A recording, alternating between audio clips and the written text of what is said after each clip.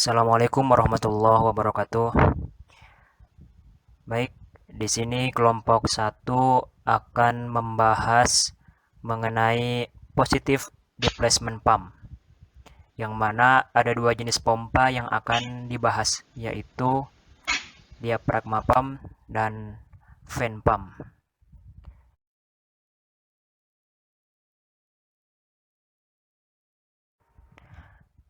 Baik, kita masuk ke pompa yang pertama, yaitu pompa diafragma.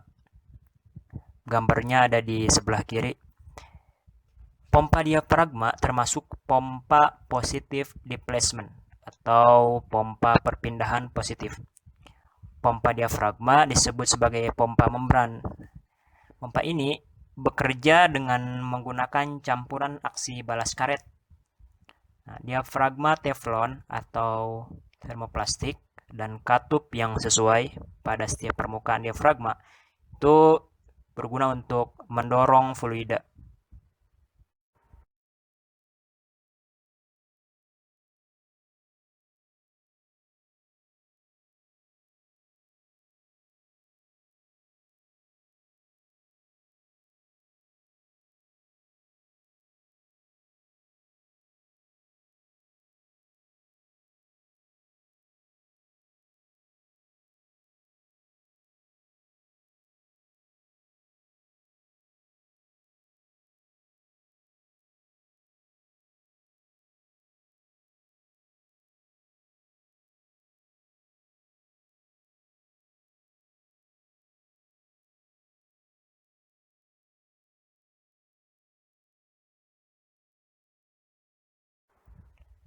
Selanjutnya kita akan membahas mengenai aplikasi dari pompa diafragma.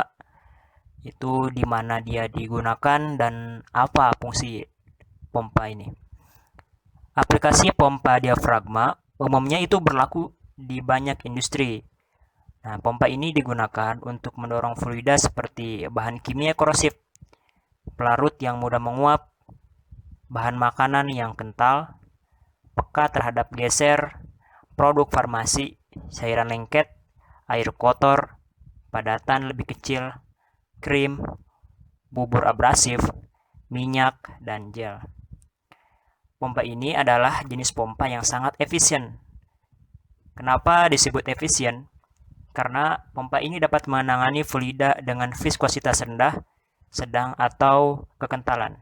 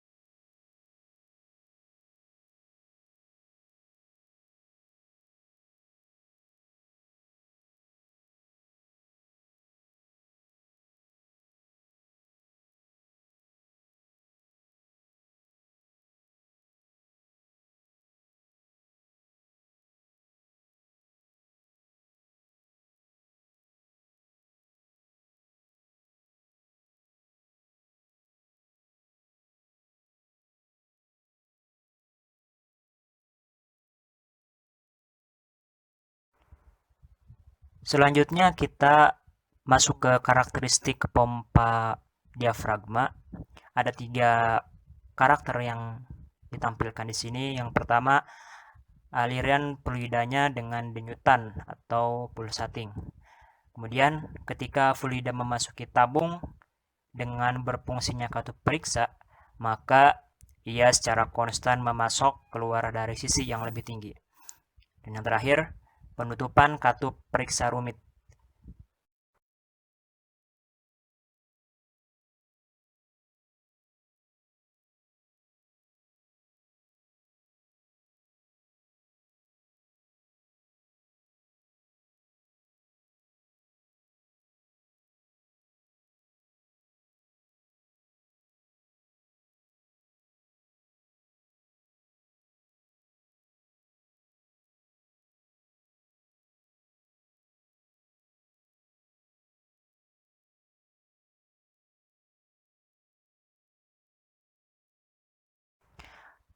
Kemudian cara kerja pompa diafragma. Bagaimana cara kerja pompa diafragma? Perhatikan gambar di sebelah kanan, itu ada pompa diafragma menghisap air masuk melalui inlet atau saluran masuk. Gambaran menunjukkan saat diafragma bergerak mundur untuk menghisap masuk fluida. Katup masuk atau disebut inlet valve terbuka sehingga fluida terhisap masuk memenuhi ruang pompa melalui saluran masuk atau inlet. Nah, pada saat yang bersamaan, katup keluar tertutup. Fungsinya untuk menjaga fluida yang sudah ada di saluran keluar, outlet, tidak terhisap masuk kembali ke ruang pompa.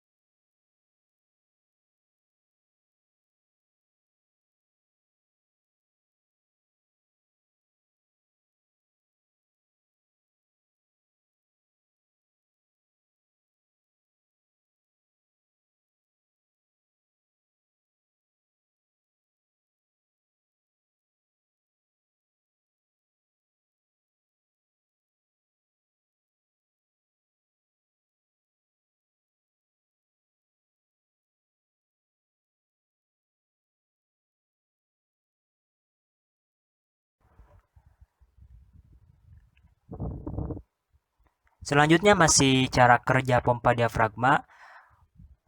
Untuk kali ini pada gambar B menunjukkan diafragma mendorong air keluar melalui outlet. Gambar B menunjukkan saat diafragma bergerak maju untuk mendorong fluida keluar dari ruang pompa. Pada kondisi ini katup keluar atau outlet valve terbuka sehingga fluida keluar dari ruang pompa menuju saluran keluar. Dan pada saat yang bersamaan, katup masuk tertutup untuk menjaga agar fluida yang ada di ruang pompa tidak kembali ke sumbernya.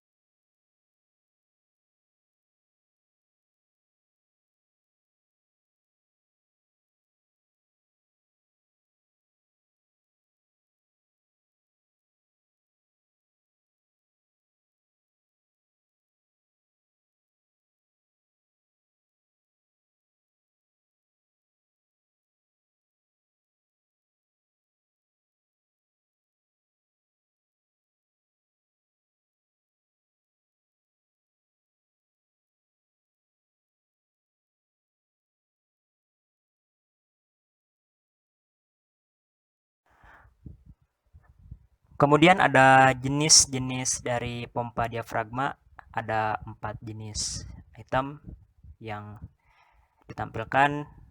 Yang pertama ada jenis penggerak mekanik, kemudian penggerak hidrolik, lalu penggerak solenoid, dan penggerak angin.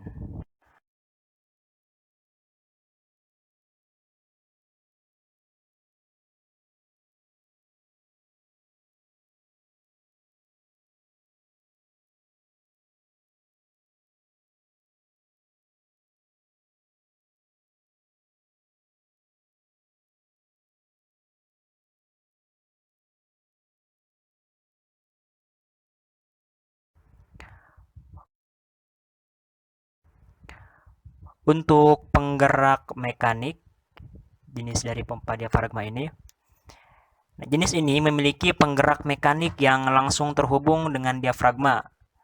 Contoh skema di samping merupakan contoh untuk pompa diafragma dengan penggerak mekanik.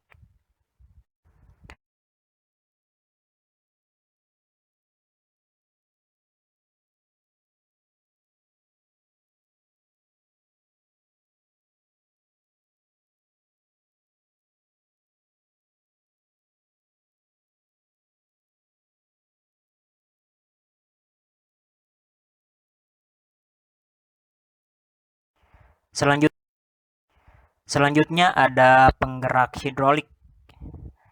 Jenis ini memiliki fluida hidrolik untuk mendorong dan menarik fluida.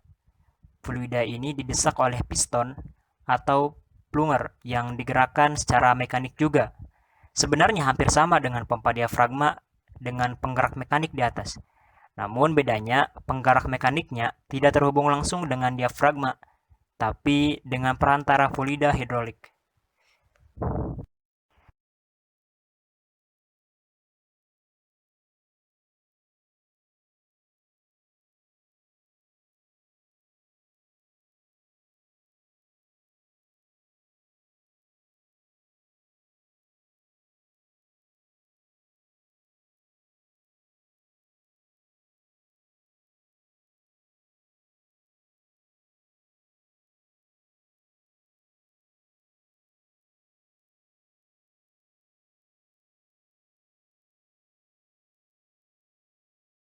Yang ketiga ada penggerak solenoid.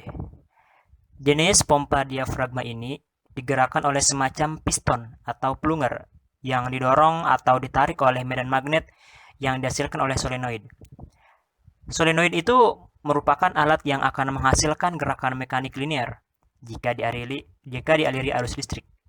Secara umum, solenoid terdiri dari lilitan dan inti baja. Jika lilitan dialiri arus listrik, akan menghasilkan medan magnet yang akan menarik atau mendorong inti besinya. Gerakan inti besi ini dimanfaatkan untuk menggerakkan diafragma pada pompa diafragma.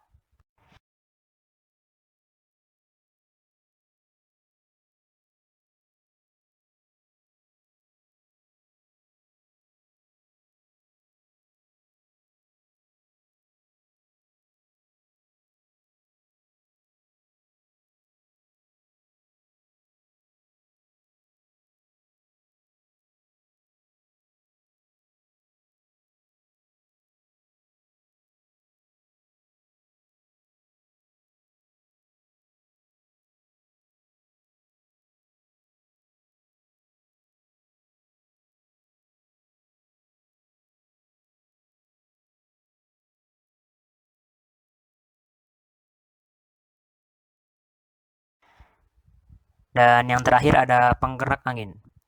Pompa diafragma ini dikenal dengan nama AOOD pumps atau Air Compressed Double Diaphragm Pump.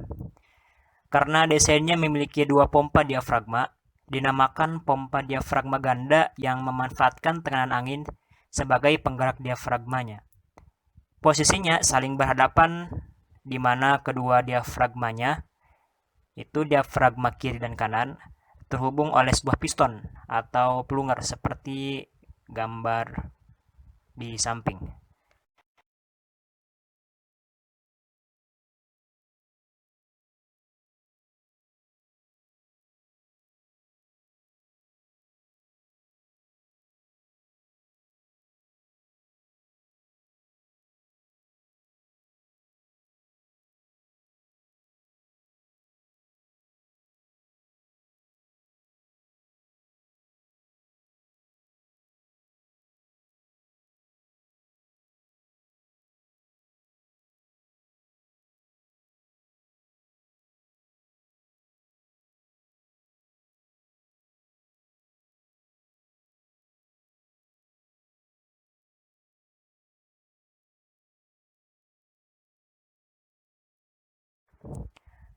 Nah, lalu apa saja kelebihan dan kekurangan dari pompa diafragma?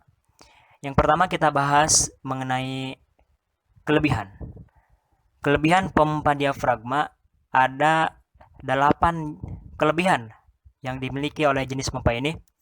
Yang pertama dia murah, kemudian tahan ledakan, kemudian portable, lalu instalasinya mudah, dapat beroperasi dalam jangka panjang, hemat energi, cocok untuk memompa bahan kimia, dan laju aliran dapat diubah dan tekanan pengusiran.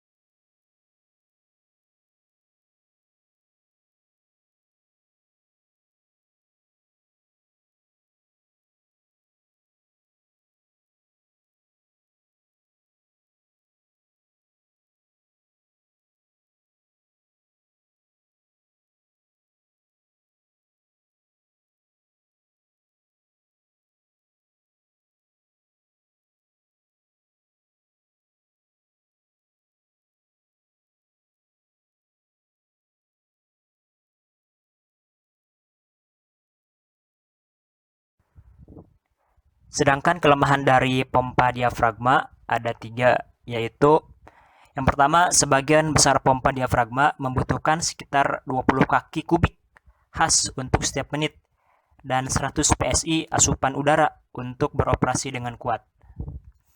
Yang kedua, pompa ini cenderung tidak mendorong dengan sangat akurat pada ujung dasarnya. Dan yang ketiga, peredam harus diperbaiki di atas pompa untuk mengurangi denyut atau getar.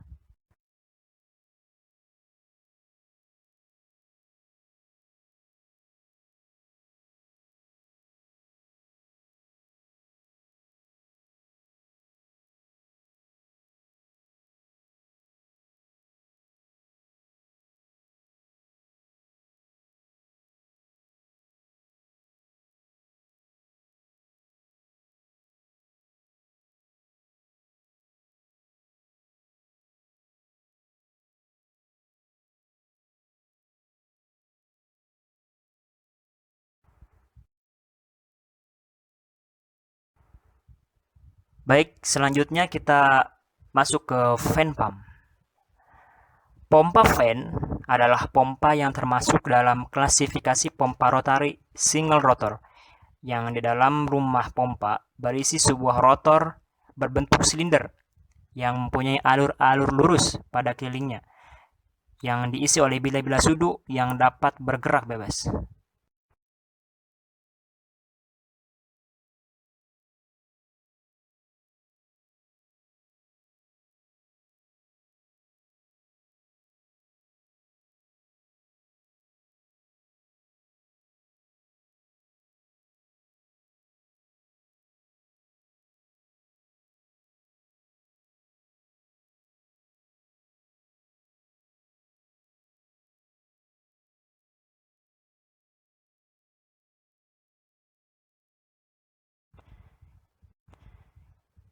Rotor ini dipasang asimetri dalam rumah.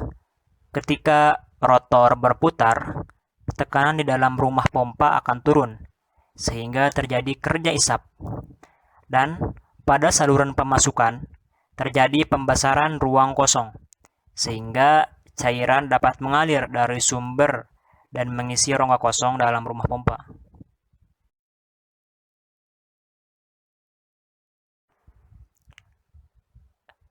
Fan pump tersedia dalam beberapa konfigurasi, dan di sini ada 4 konfigurasi fan pump. Yang pertama, baling-baling geser hanya dapat beroperasi untuk jangka waktu yang singkat dan menangani sejumlah uap kecil. Kemudian, baling-baling yang fleksibel yang hanya dapat menangani padatan kecil tapi menciptakan vakum yang baik. Lalu baling-baling berayun, baling-baling berputar, dan terakhir baling-baling eksternal yang dapat menangani padatan yang besar.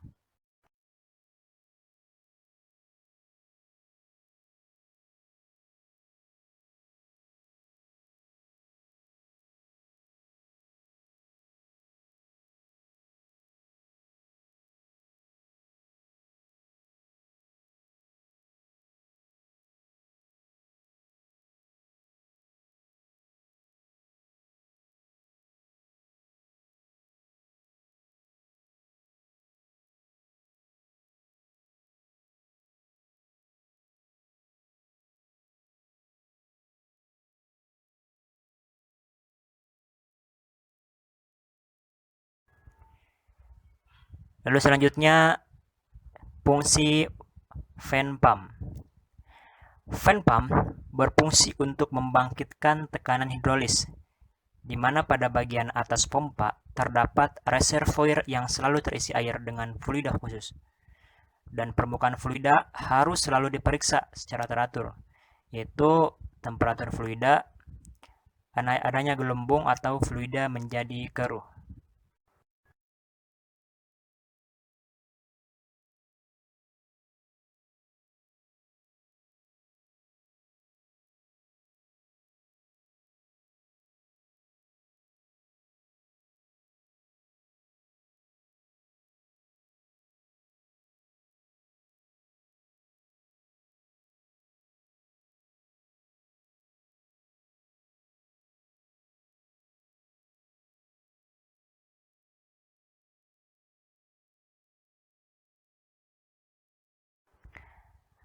Pada gambar di samping itu menunjukkan bagian-bagian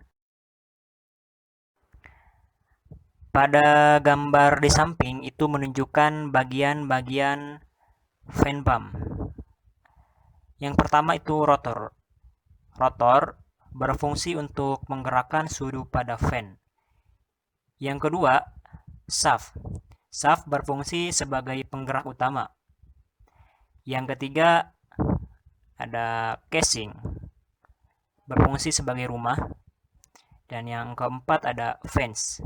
Fans berfungsi sebagai sudu ganda yang dapat ditekan satu sama yang lain dan ditempatkan pada alur-alur yang diatur secara radial.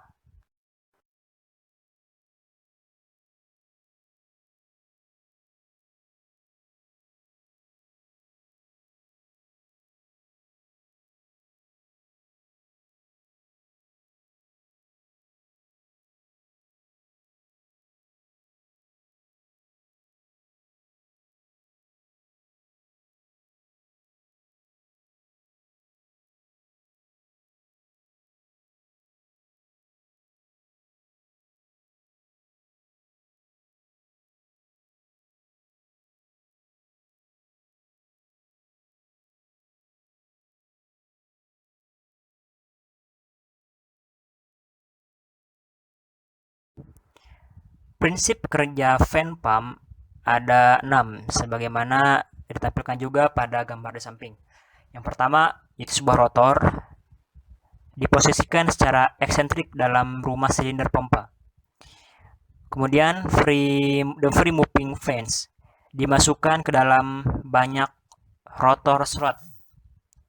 Nah, yang ketiga, ketika rotor memutar gaya sentrifugal, melemparkan baling-baling ke dinding silinder dan menciptakan ruang antar rotor dan silinder. Ketika rotor terus-menerus memutar volume bilik antara baling-baling terus berubah karena rotor diposisikan secara eksentrik. Kemudian dari inlet, itu yang ditunjukkan oleh nomor 5, ke outlet di nomor 6, volume ruang menjadi lebih besar dan kemudian lebih kecil. Selanjutnya, ketika volume menjadi lebih besar, maka vakum yang dihasilkan sebagai hasil dari rotasi baling-baling membuat udara memasuki ruangan dari saluran masuk inlet. Ketika ruangan menjadi lebih kecil karena udara tekanan dihasilkan di outlet.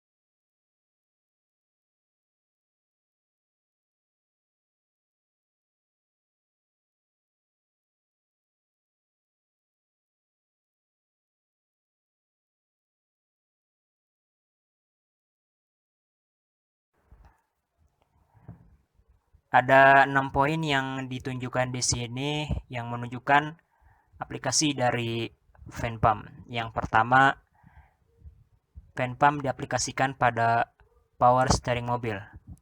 Yang kedua, fan pump diaplikasikan pada penerbangan layanan, transfer bahan bakar. Selanjutnya, aplikasinya pada auto industri untuk fuels, lubes, dan pendingin refrigeration. Selanjutnya, diaplikasikan juga pada bulk transfer LPG dan NH3. Lalu diaplikasikan pada pengisian LPG silinder, dan terakhir pada pendingin freon amonia.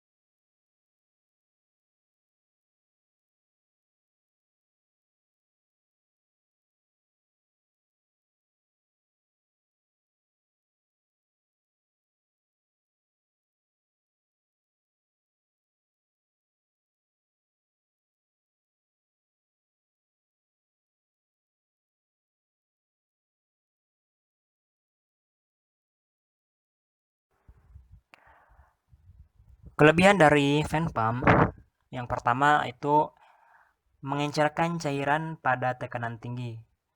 Yang kedua, mengkompensasi keausan melalui panjang baling-baling. Yang ketiga, dapat berputar pada putaran tinggi sehingga dimensinya relatif kecil.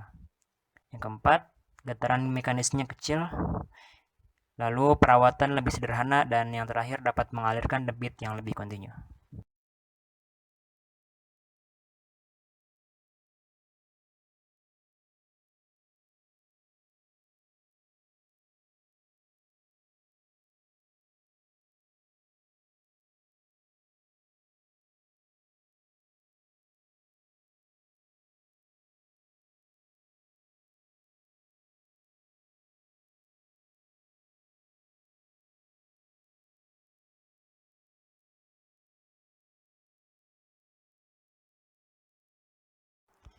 Dan yang terakhir ada kelemahan fan pump.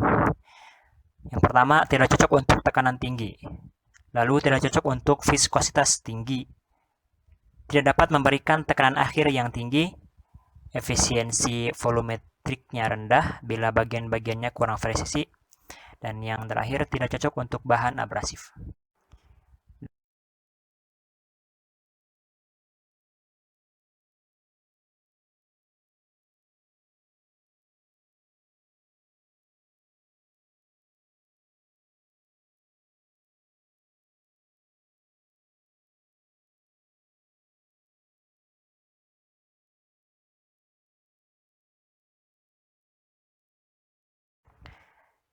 Sekian penjelasan dari kelompok 1 mengenai positive displacement pump, yaitu pompa diafragma dan fan pump. Semoga dapat bermanfaat. Terima kasih. Wassalamualaikum warahmatullahi wabarakatuh.